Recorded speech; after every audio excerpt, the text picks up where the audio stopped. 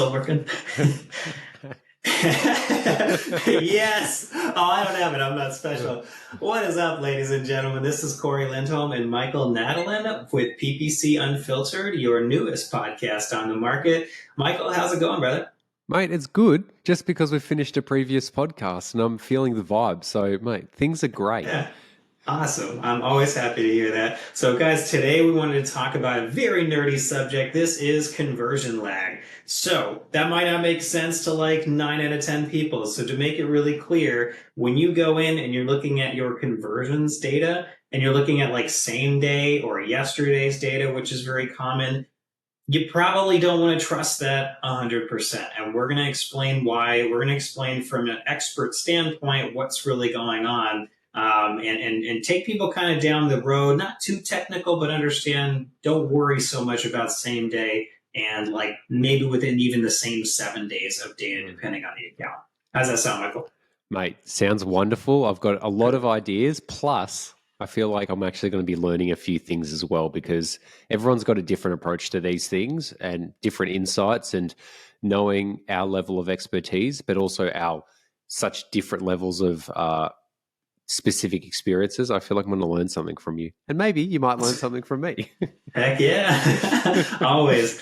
All right. So the first thing I want to just shout out is at the very bottom of your screen, if you log into Google Ads, it will tell you the very first line in blue will say reporting is not real time. And that has been there, ladies and gentlemen, since like 2016 or something. Since I really started doing this and taking it seriously, it's always been there. It was in the old interface, it's in the new one. Why is that? Google does not want you looking at the last hour and saying, oh, we didn't get any sales, but Shopify says we got 3 sales. Google Ads isn't working.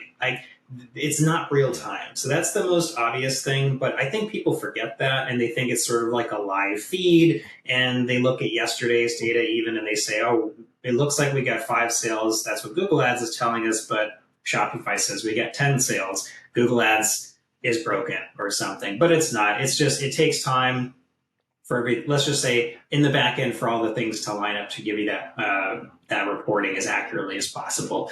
If you are curious, ladies and gents, on how you can figure out how long all of the data will take to show up in your account, the most simple way is going to be just go to the campaigns level of your account. Go up to the graph on the very top. If it's not there, just expand it. You'll see it on the top right of the table. Change one of those metrics to conversions, make the other one just none. So the only thing showing is conversions. And then go ahead and just change the date range to the last 7 days. You should see a little blue bar, either just on one day or several days. Highlight your mouse, like hover your mouse over that blue line. It'll tell you for this date range, this bid strategy is projected to receive X amount more conversions, resulting in X total conversions. It takes up to some number of days after an impression for most of your conversion data to be reported.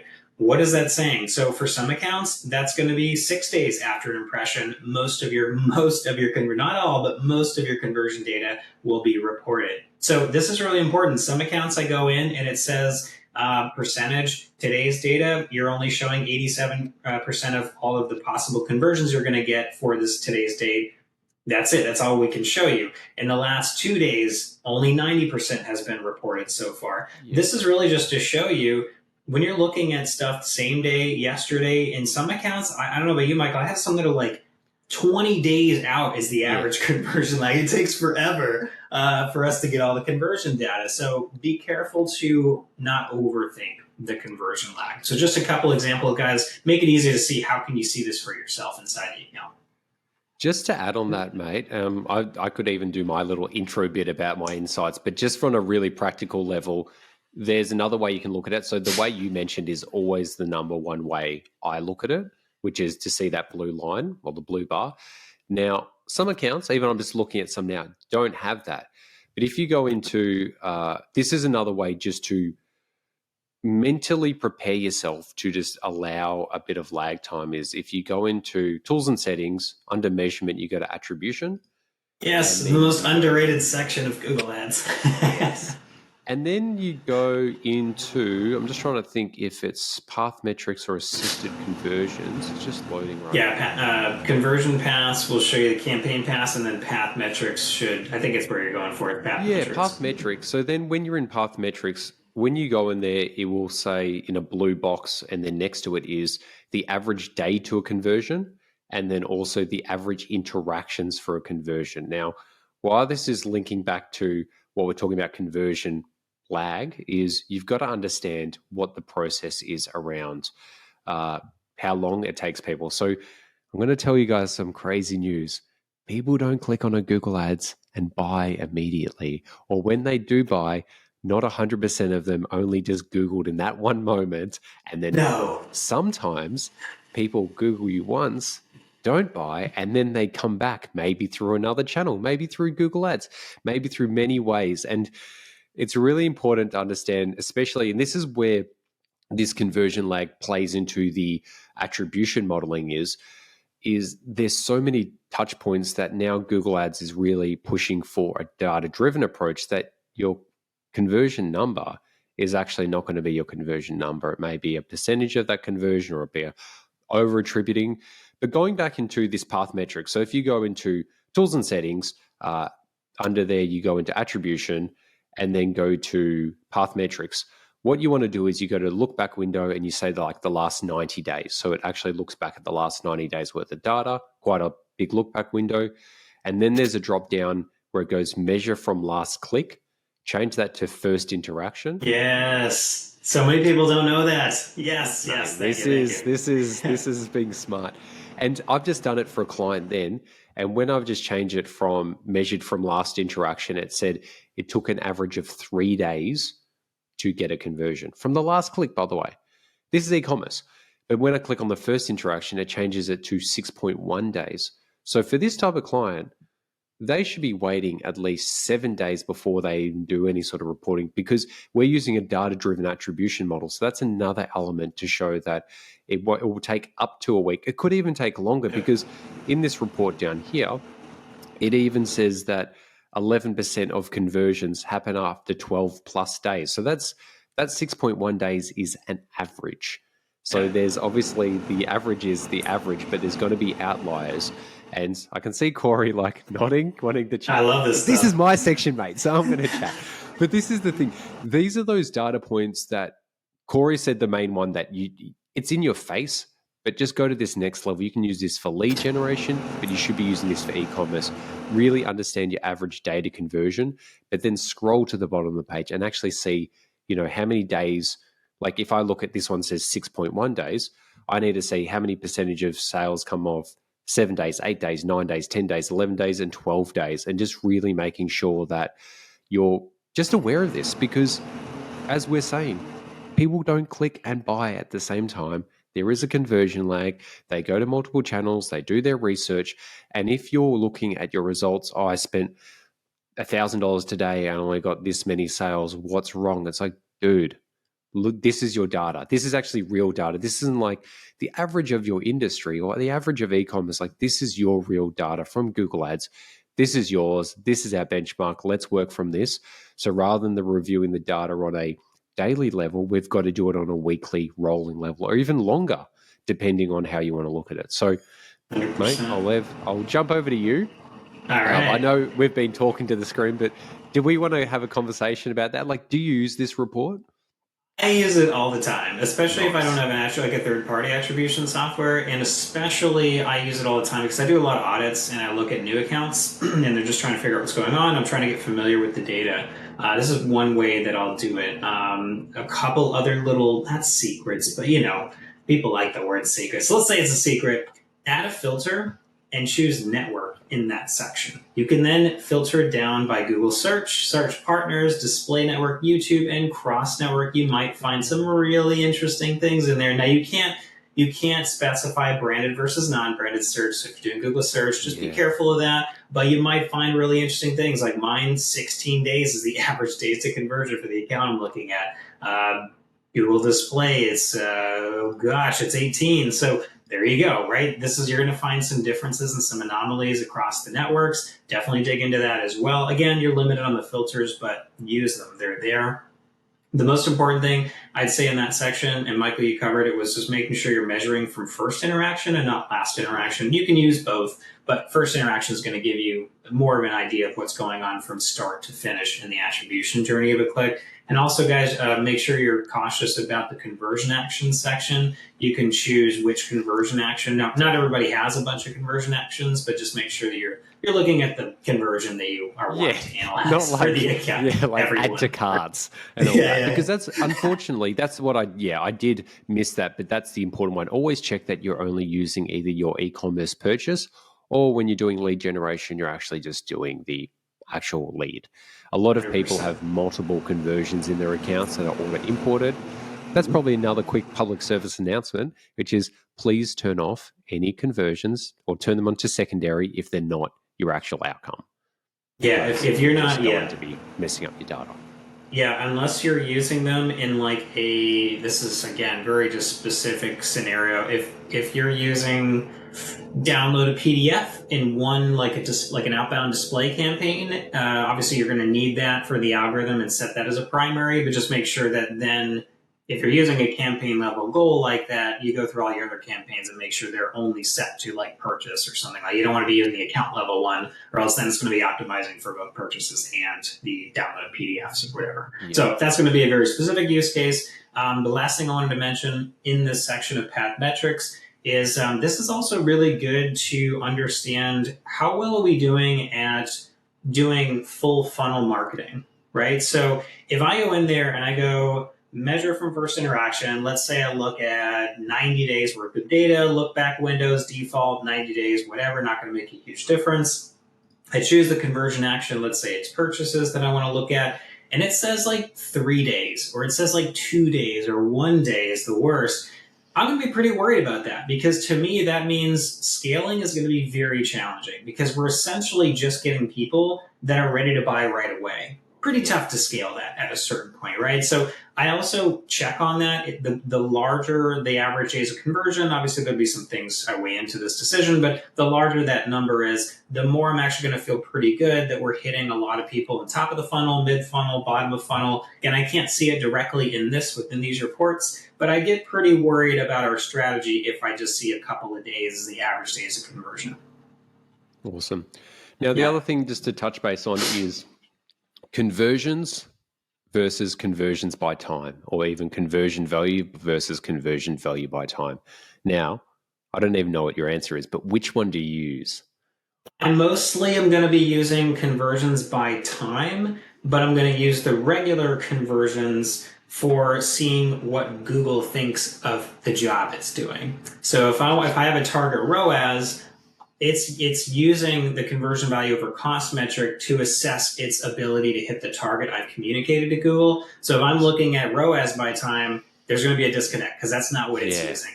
Yeah. Interesting. Yeah, that's actually really powerful insight, because well, you've got to also understand what Google's using, so we can understand what the results are, but then you've also got to understand what's the data that's feeding back to Google. So every single client that I run e-commerce and lead generation is using conversion by time, or conversion value by time. When you do use conversion value by time in the Google Ads interface, you're going to have to create your own return on ad spend custom column, because they don't have that as well. And then your conversion value by time, cost per lead by that.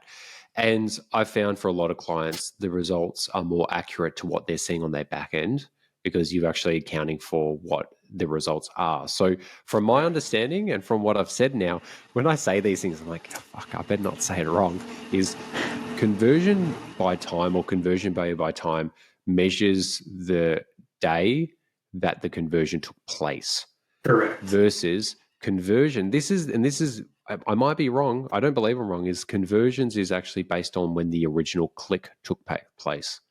Yeah, Google's defines, this is a tricky one. Google sort of defines as like shows the number of conversions you received. I think it's like after they say in interactions. That could be like a click or a video watch or whatever it is that you're counting as a conversion, but shows the number of conversions after something happened. So essentially, yeah, like the time a conversion occurred after a certain date that you're looking at. So it's a little bit confusing, guys. And again, conversion by time is usually going to be the one you're defaulting to. And that tends to, for a lot of clients who, for lead generation, it makes, because like a lot of lead generation companies are just standard businesses. And if you go, oh, you got this many leads, like, no, we didn't.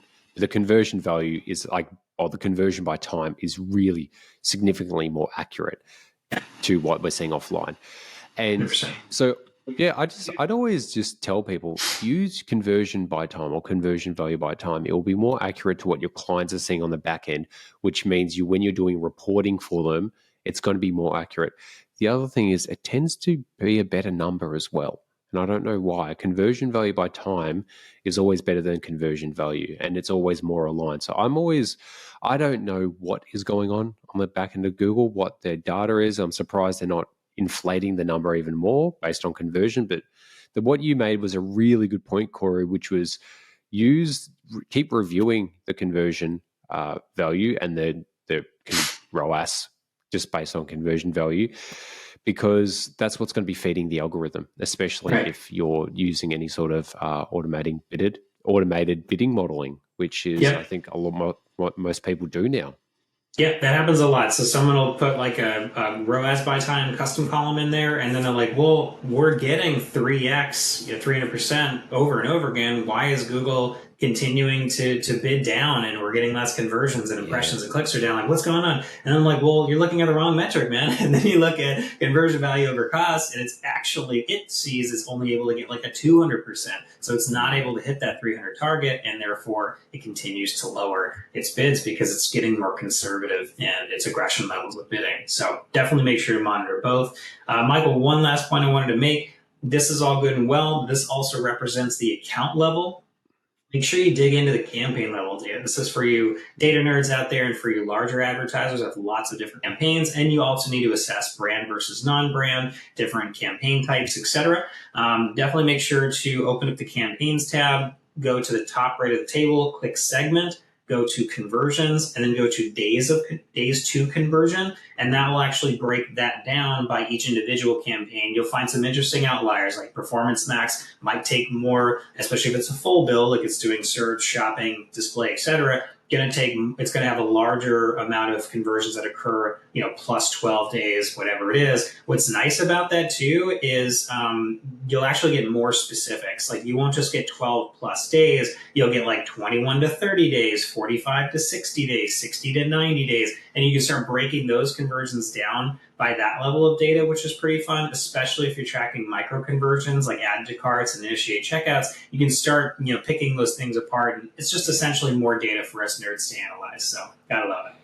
It is pretty powerful when you actually take the time to just dive through all the different reports or like custom reporting you can do in Google Ads. And to think about the power of it, because I pull just standard raw data into a Google Sheet, and just to process that based on like a 30, 60, 90 day of individual data, Google Ads, their servers are pretty, even though it's slow, they're still pretty fast to analyze that much data that fast. And one of the best things I advised to people when I was at agencies, when I was giving them tips of advice, is when they're at the medium level of Google Ads, not beginner, is just spend time just going through the interface and clicking on everything, every report, every button, every tools and settings, just something, because there might be something that new that comes out, or you see something that you haven't seen before. So in terms of this assisted conversion or the path metrics, no one told me about that. I didn't read that online. I was just playing around one day and I'm like, oh, this is cool. I'm like, wow, this is really valuable. And Corey, what you just mentioned about looking into the reports, and then you can see the on a campaign level based on how many days to a conversion. I knew that, but then I'd forgotten it. So do remind yourself, just play around in the account. There are so many insights you can get that may not be practical, but it may just give you a better holistic picture. So when you're speaking to your clients who are a business owner, you actually understand that, oh, I spent $1,000 today and I got this many sales. Why is that? You can actually start to use these reports to actually logically understand on an account level, but also a campaign level, why things are going well, why they're not going well, or why they're going well and you don't even know it. And the data's not showing that yet. Exactly. And you won't even Always know if it's click around. practical until you know it exists, right? So like Yes. know what data you can explore, and then you can categorize things appropriately. Definitely. Yeah. And sometimes there are limitations where you're like, oh, I'd love to put this filter on it, and it just doesn't. Be I'm like, but I can do this in like a Google Sheet. So there are sometimes, in some reports that like you can't do some data export. But there's other ones, by the way, that in reports you can get data that's not even available in like the Google Ads API, Yeah. which is crazy. But I think there is a delay between the Google Ads API availability and what's available on platform. The same with Google Ads Editor. There'll be things you can do in the platform versus the editor as well. So that's where I'll finish up, mate. Were there any other last points you wanted to chat about? No, I think that's it, guys. Just to really quickly summarize, like if you're going to look at things as real time as possible, obviously utilize your internal reporting. If you've got a CMS, look at Shopify. Use Shopify mostly as best you can to see how things are doing. Obviously, it's not going to be perfect one-to-one of tracking what's coming from Google Ads, even when you're using UTM parameters, etc. But if you want to look at Google Ads for that information to see what sales are coming from Google Ads or what leads are coming from Google Ads, lean more on the conversions by time metrics. So you can check it out and see what conversions did we actually get yesterday, things like that. But also don't forget to see what Google sees in terms of the regular conversion metrics. And I'd say that's about it, Michael. Nice. Love it, mate. This was great. Thank you so much. So, thank you, Michael. Corey, how do we find you, mate? How do we find you? Yes, sir. I am on LinkedIn and YouTube. Awesome. And I'm on LinkedIn, Michael Nadlin, YouTube, Market Lead, and then marketlead.com.au. So, Corey, mate, this was an awesome conversation. I feel like we went much deeper than just conversion lag, but this was really insightful, and I wish someone recorded this for me years ago. So I appreciate your insight and my own as well. You too, brother. Okay. All right. Happy holidays, everybody. Bye. Bye.